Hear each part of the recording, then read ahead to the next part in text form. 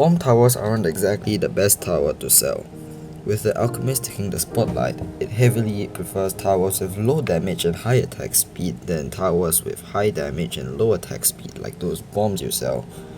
You really need to know how to engineer to sell these because no one wants to. So here are some tips if you are the one making bombs. Tip 1. Make your towers a spam strategy. After the death of Gwen in 6.0, Jones and bomb strats took over. However, the nerf of Elk immediately killed the entire strategy. With the current spam meta being Bricko and subs, it has one problem. It needs to be in the range of the sub commander. This removes the fluidity of the strategy, and that's where maulers come in. Maulers are incredibly cheap. They allow mauler spam to be extremely fluid, and you can fine-tune the amount of damage you want because there is no big tier 5 to save for. Just spam maulers. There is no pressure from harder rounds because there's no pressure to afford things for those harder rounds. For Bricko strats, you need a sub-commander. The entire early and mid game will be spent affording it, unlike Maulers where you can just get Jones, place a bunch of discount villagers, and spam away. Maulers' decent range also allows it to be viable spam strategy because it increases the number of good spots on the map. Not to mention primary training's range buff amongst other things. Suddenly, it's almost like we are back in btd5. Or tip 2, find yourself a niche. With the Moab stalling meta completely dominated by the Moab press and Moab glue, Bloon Crush is out of the question. But what about ceramic stalling? There is an awkward gap in between the Downdraft heli and the heavyweights of Bloon Solver and the big one. It just so happens that the Bloon Impact snuggles almost perfectly in between. But you may be thinking, why is ceramic stalling so important? Moab stalling is important, but ceramics? And to that, I would like to introduce you to the Super Ceramic. You know how after round 80 for some reason the ceramic gets a lot tankier? This is the Super Ceramic. It's a normal ceramic with more health and only having one children. That is, the ceramic releases one rainbow, which releases one zebra, etc. This means that the PS for balloons is less useful. Things like Juggernaut, Ricochet, Plutonium Reactor don't do as much damage. And since the later rounds have a lot of Moab class balloons, chances are your main DPS is something that does more damage to Moabs than ceramics. For example, Arcane Spike, Moab Mauler, Ballistic Missiles, AP darts, etc. You get the point. Hence, ceramic stalling is often needed in most strategies. Bloon Impact is one of the few ways to perma-stun a ceramic clump. It's relatively cheap for its PS, and its attack speed is decent. Bloon Impact's high PS also makes it viable for mid-game. A few maulers to erase the Moab layer, Impact to stun the ceramics, and recursive to clear the rest can save you quite a lot of money to afford tier 5s. Now that mid-game Arcane Spike got slightly nerfed for the third time, this strategy might hold more water than it used to.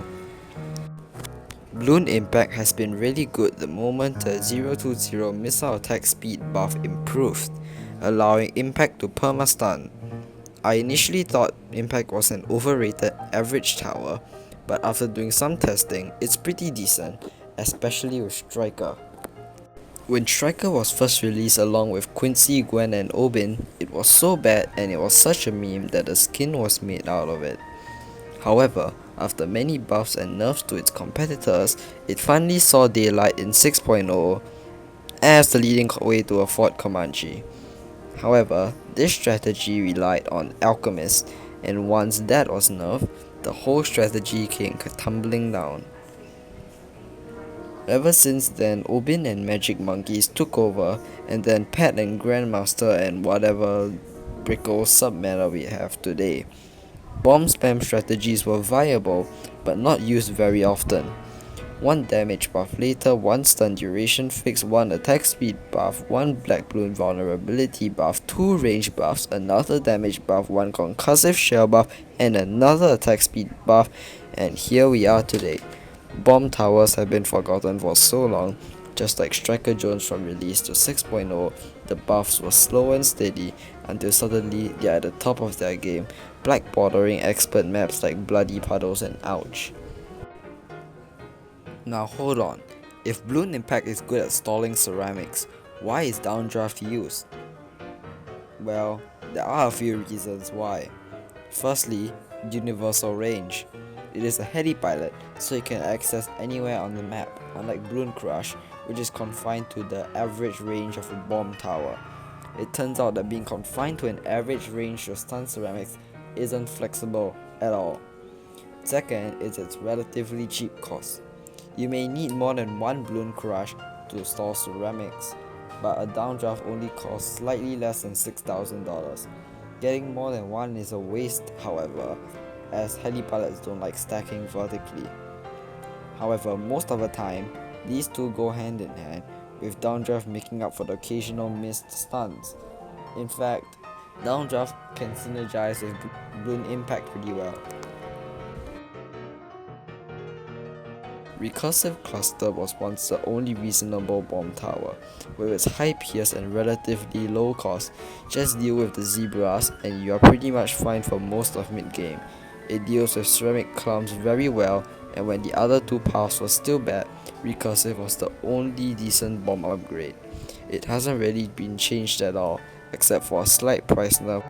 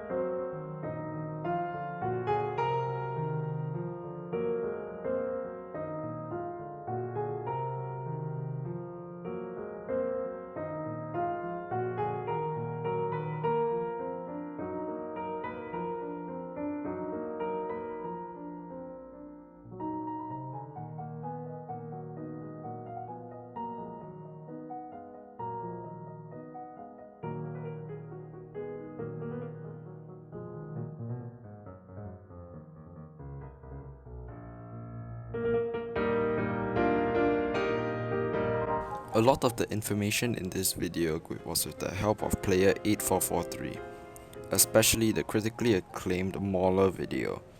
I made this video because I was struggling to understand the new changes in the meta, especially with Bloon Impact and why it was so good.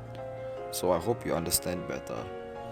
I know it's weird making a video essay when you can't even do a good essay, but I hope this video helps you.